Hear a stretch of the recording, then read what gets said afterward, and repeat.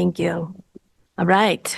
So we are here to workshop a couple of policies. I'm going to turn it over to Deputy Superintendent to walk us through.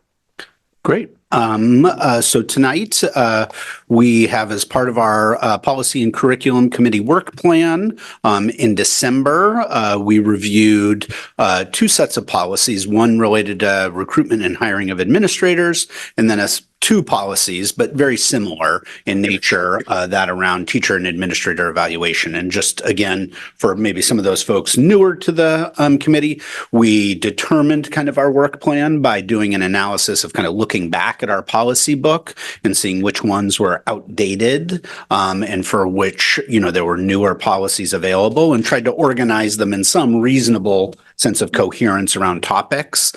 So we kind of lumped a few things together. We are also looking to just kind of build understanding about some of the required plans that are associated with some of the policies, and so reviewing those as well.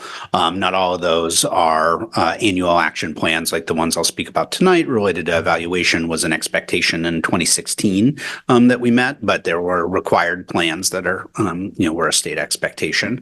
So that's how we kind of got to these topics. So monthly, we do some work to consult with our legal counsel, Drum and Woodsum, for their input in terms of any legal, updates. For the policies, we also kind of do an organizational look that'll show up tonight, in particular in the procedure associated with the recruitment and hiring of administrators, right? If there's any organizational perspective we share those with the policy committee, review them and discuss those drafts with them. Tonight's a good example. We made a few tweaks, from the policy committee conversation to incorporate to bring forward in this first read. So tonight, the purpose of the workshop is to just build understanding about the proposed revisions to the policies. In this case, we're including the procedure as it relates to recruitment and hiring of administrators, because we're making somewhat, a fair amount of changes, just as I'll speak about, to align with our equity hiring toolkit. So this is the opportunity for dialogue questions to understand. And then at the next meeting, generally the second meeting of the month, they'll be up for a vote. So, we can answer questions if there's dialogue about potential changes or shifts. We can certainly consider those before they come back for the second read. So I'll jump in tonight with the policy GCFB and its related administrative procedure around the recruitment and hiring of administrators. And again, apologies that the initial sharing, this policy, a very small technical thing that maybe some people would be, is managing this in Google Docs is very challenging. We prefer Word for red line revisions, and so I apologize that the version that initially was uploaded did not have the track changes. It's now been updated earlier today, a function of the technology.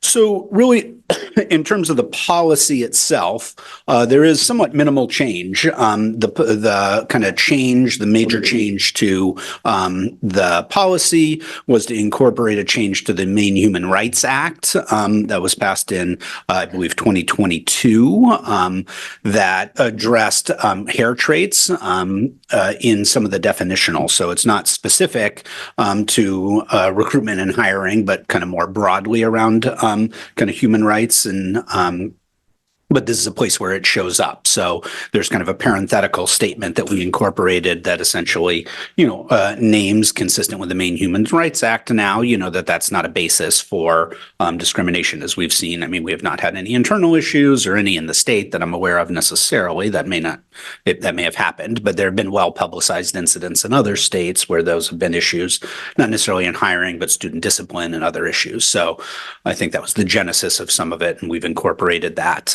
in our policy. So that's the major amendment to the policy.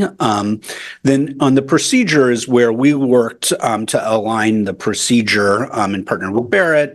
We have been using for some time the district's equity hiring toolkit. And so it's some of it's a little hard to track in the red line version in terms of the numbering and ordering of things.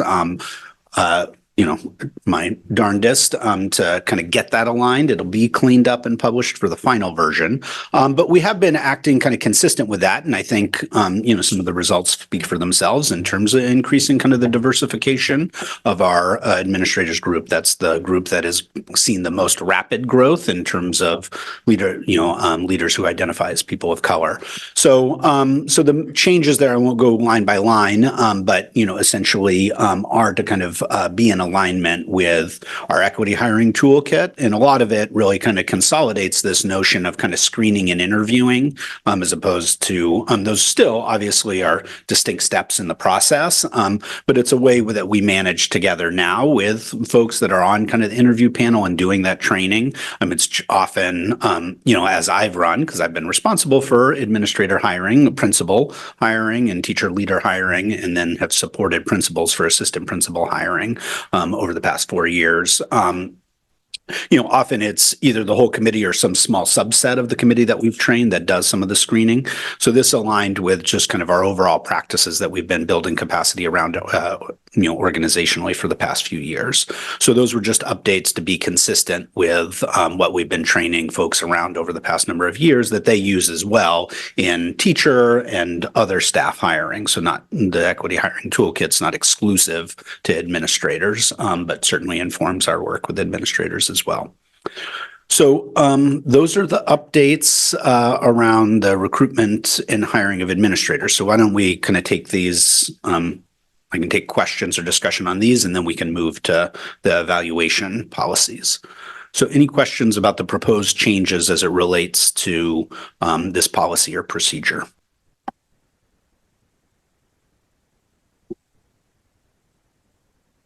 Just double check online. No questions.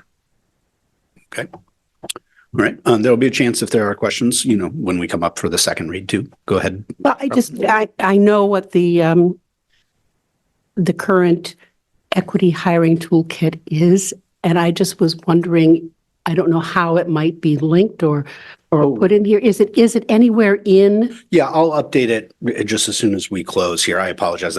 But it will be in the policy section of the. No, it's not intended to be. It is. I just, when people see if it's a policy written here as a policy, then 5 years from now, or if we don't get back to this in a few years, what does it mean? And again, I would make the distinction because there are important Policy R. Yeah, it's the procedure, that's reflected there.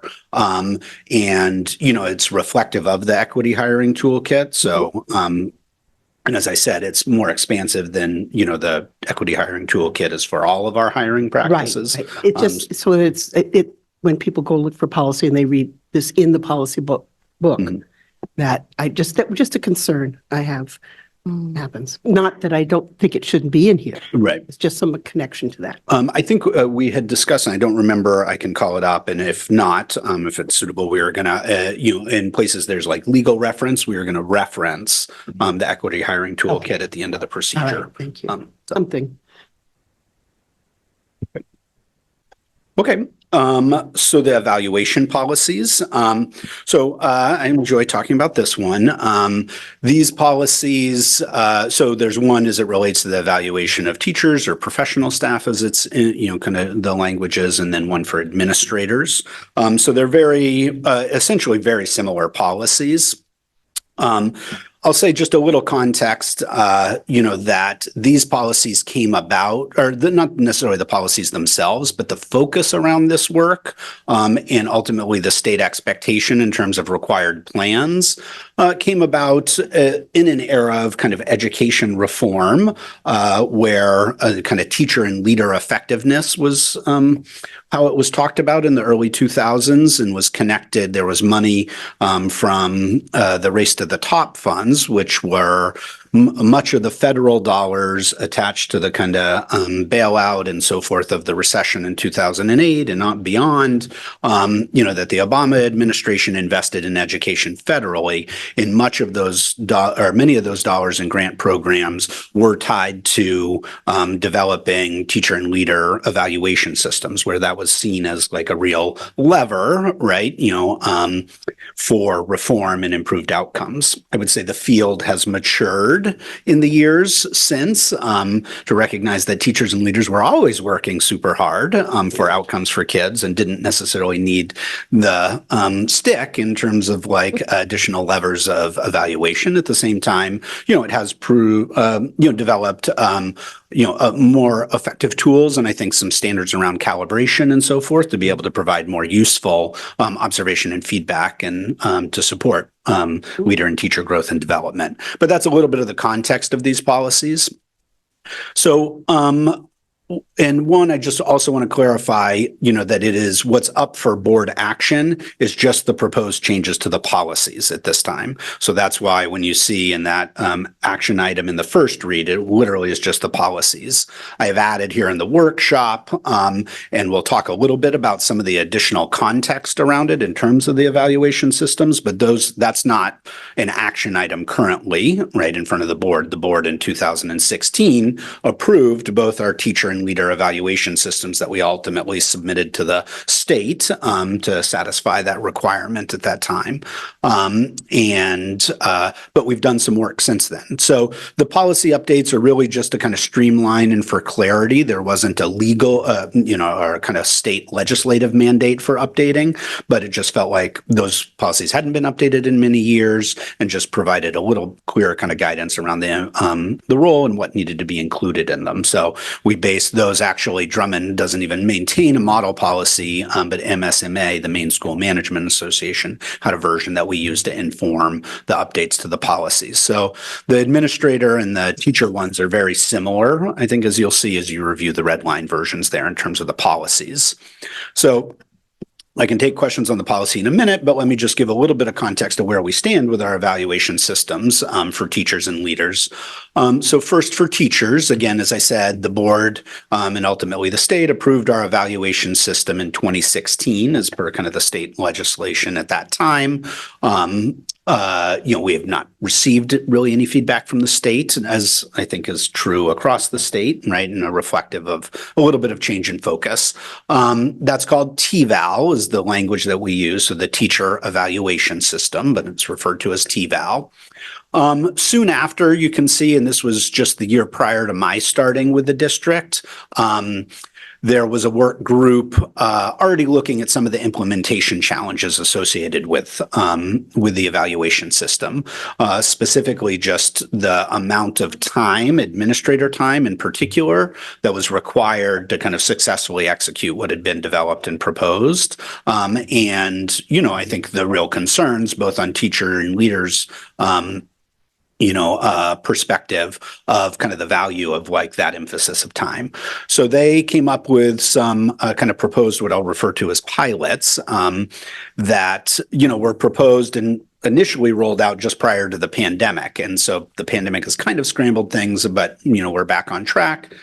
With support with the People and Equity team in terms of what we're doing. So there's documents there that kind of reflect some of those changes, and that includes really focusing those formal observation cycles on the probationary teachers. Those are the ones who, A, benefit the most from that level of kind of concrete, direct feedback as they're new to the system. We also have an obligation about making a determination now after 2 years. It used to be after 3 years. It's currently 2 years to make a decision about whether they will be a continuing contract teacher, so somebody who has kind of tenure in the district, if you will. And so the importance of those observations to provide feedback if there are issues, if we're going to be in a position to not renew a contract, we want that based in performance challenges and concerns.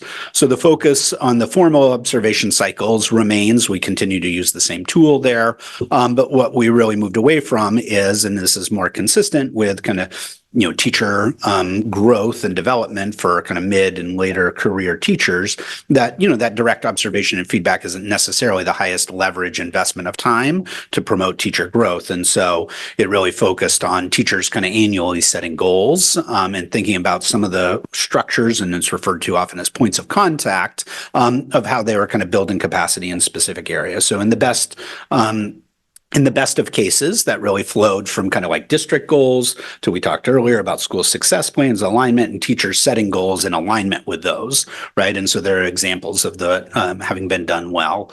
At some of our school communities. And so that's been kind of the focus there. There's certainly provisions, as is in some of the attachments, where if there is a concern about a continuing contract teacher's performance, there's a process to kind of, quote unquote, put them on cycle to engage in the formal observation cycles, to both provide that as a support, and to be able to document as needed, right? Performance issues if it comes to that.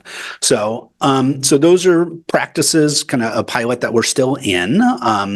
We were disrupted with the pandemic. We had a year of an MOU with no evaluations, and have been building capacity back around this work. So as it relates to both of these, one of the, kind of initiatives as we think about the upcoming strategic plan is around kind of our systems around evaluation. And so I think the sequencing of kind of finalizing these pilots and incorporating them formally into our evaluation systems is something that, is on deck for potentially the next year or two, for us to then bring forward and formally kind of amend at the board level our evaluation system.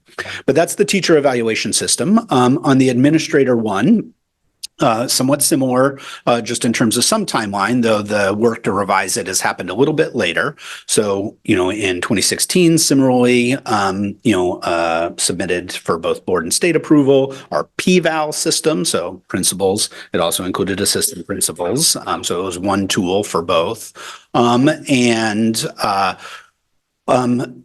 so that's the system I'd used, and was eager for a couple of years to do some revisions to that, most starting with even just the framework in terms of the standards that we talk about. I personally, as having to implement the tool, found many of them confusing and duplicative, and not consistent with what we value in terms of school leadership here, both from, most importantly, from our equity stance that wasn't even referenced in the prior version, to, the role of instructional leadership and how that's kind of clarified. So we worked with a team. We had kind of had it on our to-do list with the PAA team. They similarly were interested in both the framework update as well as some of the process. It was clunky, that kind of thing. So we worked last spring, Barrett and I kind of representing, PPS management with a leadership team from the Portland Administrators Association to kind of update the framework and kind of our process. So this year, we are in our first year, Dr. Ahmed spoke earlier, of kind of initiating this first year of using that tool. It's certainly dense, comprehensive, as you may see there, 20 some odd pages of what it means to be a principal, which, reflects, I think, a week in the life, I would say, not necessarily a day, but probably a week in the life of our school leaders who manage a wide range of things. And certainly, we can't expect everybody to be awesome in every one of those things, but kind of building capacity across that. So, we're excited about kind of some of that initial rollout of it. We're working on kind of, collecting feedback over the course of this year to make modifications, but I think we can align over time as we land in the strategic plan, kind of the formal updating of kind of the evaluation system. But I'm really excited with the language and kind of the focus that it brings, that feels much more consistent with, the priorities and values that this board and district have had since I've been, and part of why we came here. I think it can be, while it's an overwhelming tool, can be a recruitment tool as well, just in terms of like it representing what we stand for and look for in leaders. So, again, that's a little bit of context that just kind of surrounds this. The information about the evaluation systems are not action items as part of this. We're just updating the policies. But happy to take questions about either the policies or somewhat about the evaluation systems as well. Yes, Vice Chair Bondo. Thank you. Thank you for the presentation. I just need to have again, a little confused a little bit Sure. here for the for the administrators here evaluation, the piloting framework and revised process this year, something need to be highlighted on the policy or not? Just the update you just provided? Right. Okay, Yep. perfect. Yep. No, there's no implications for the policy Right. at this time. Okay, thank you. Thank you, Chair. Any other questions? All right, I don't see any. Deputy Superintendent Townsend.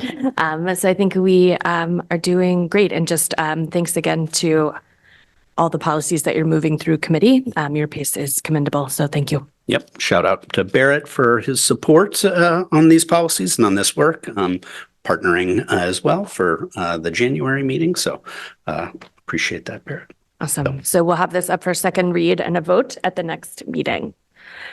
We will see you then. That's it. We're all done. Night night.